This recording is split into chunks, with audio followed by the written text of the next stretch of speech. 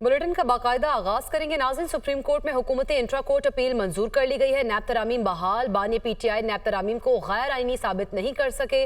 बानी पीटीआई ने नेक नियति से दरख्वास्त दायर नहीं की थी। चीफ जस्टिस पाकिस्तान ने 16 सफ़ात पर मुश्तमिल तहरीरी फैसला सुना दिया, जबकि जस्टिस अतर मिनल्ला और जस्टिस हसन अजहर रिजवी का फैसले से इत्तफाक लेकिन वजूहात से इख्तलाफ। जस्टिस अतर मिनल्ला ने इजाफी नोट में हुकूमती अपील को नाकाबिल समात करार दिया। फैसले में कहा कि चीफ जस्टिस और जजेस पार्लियामान के लिए गेट कीपर का किरदार अदा नहीं कर सकते। पार्लियामेंट की कानून साजी को गलतदम करार नहीं दिया जाना चाहिए। पार्लियामान और अदलिया का आइन में अपना अपना किरदार वाज़ेह है। आइनी इदारों को एक दूसरे का एहतराम करना चाहिए।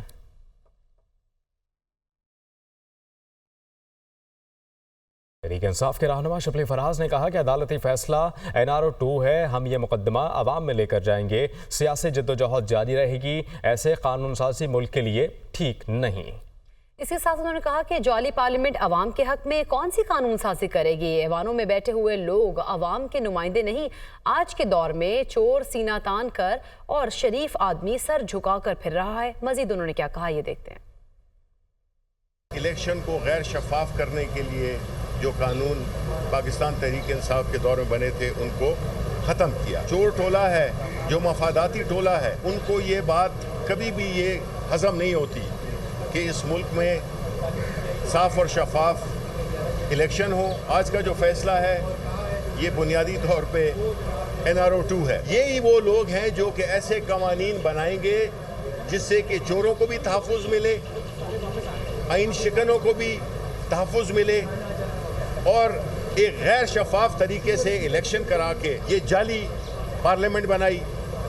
उसमें ऐसे लोग बैठे हुए हैं जो कि अवाम के नुमाइंदे ही नहीं, जो आम लोग हैं, उनकी ज़िंदगी को अजीरन मज़ीद बनाया जा रहा है इस किस्म के कवानीन से, और इस मुल्क के असासों को लूटा जा रहा है। और आज जो है तो चोर सीना तान के फिरता है और जो शरीफ आदमी है वो सर झुका के फिरता है। तो जिस मुल्क में ये हो तो वो मुल्क तो तरक्की नहीं कर सकता और ना वहाँ पे कोई फॉरेन इन्वेस्टमेंट होगी। नकवी ने कहा कि रियासत के खिलाफ बंदूक उठाने वालों से आहनी हाथों से निपटा जाएगा। दहशतगर्दों को मौका दे रहे हैं, हथियार डाल दें।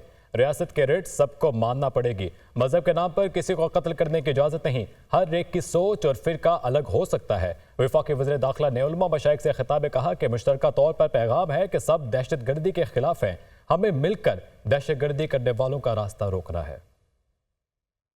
इस टाइम जिस आग में हमें धक्का दिया जा रहा है, हमें उस आग से निकलना भी है और वो आपकी मदद के बगैर नहीं निकल सकते। उसमें सबसे ज़रूरी चीज़ है कि हम एज अ पाकिस्तानी इकट्ठे हो जाएं और जो इस्लाम को और दीन को इस्तेमाल करके लोगों को बरगला के दहशतगर्दी करवा रहे हैं या कर रहे हैं, उनका रास्ता बंद किया जाए।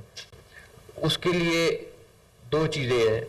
जो भी शख्स या तंजीम स्टेट के खिलाफ बंदूक उठाती है वो दहशतगर्द है। दूसरा, किसी को भी किसी भी तरीके से कत्ल करना और ख़ास तौर पर इस्लाम के नाम पर कत्ल करना, ये भी कोई कहीं पे इजाज़त नहीं है। आज भी हम लोगों को मौका दे रहे हैं कि वो अपने हथियार डाल दें, स्टेट को माने, स्टेट के कानून को माने, स्टेट के आइन को माने।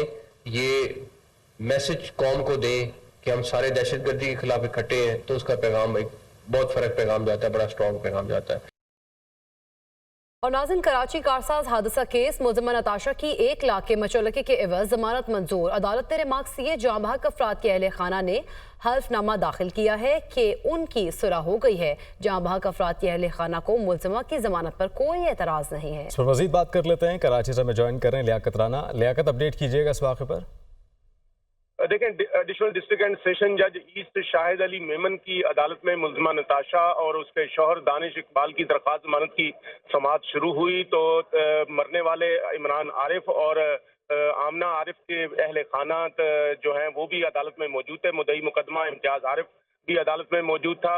अहले खाना की तरफ से एक हलफनामा अदालत में दाखिल किया गया जिसमें ये कहा गया कि उन्होंने अल्लाह के नाम पर मुलज़िमा को माफ़ कर दिया है और जो वाक़या हुआ वो एक हादसा था।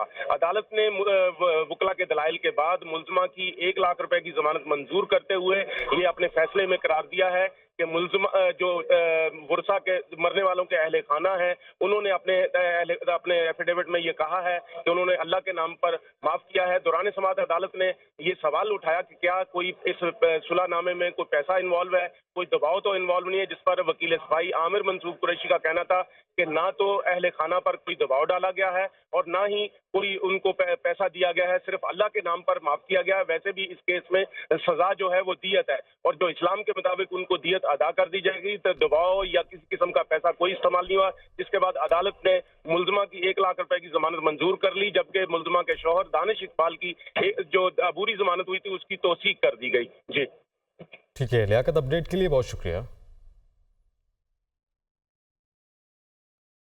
दुश्मन की जारहियत पर मुंह तोड़ जवाब देने का दिन मुल्क भर में आज यौम दिफा मिली जोश और जज्बे के साथ मनाया जा रहा है। मुल्क भर में यौम दिफा की मुनासिबत से पुरवकार तकरीबात, बहादुरी की लाजवाल दास्तान रकम करने वालों को कौम सलाम पेश करती है।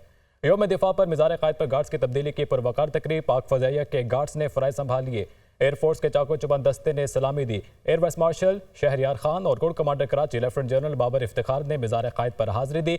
दुश्मन की जारहियत पर मुंह तोड़ जवाब देने का दिन मुल्क भर में आज यौम दिफा मिली जोश और जज्बे से मनाया जा रहा है। मुल्क भर में यौम दिफा की मुनासिबत से पुरवकार तकरीबात का इनेकाद हुआ। बहादुरी की लाजवाल दास्तान रकम करने वालों को कौम सलाम पेश करती है। यौम दिफा पर मिज़ार क़ायद पर गार्ड्स की तब्दीली की पुरवकार तकरीब का इनेकाद हुआ।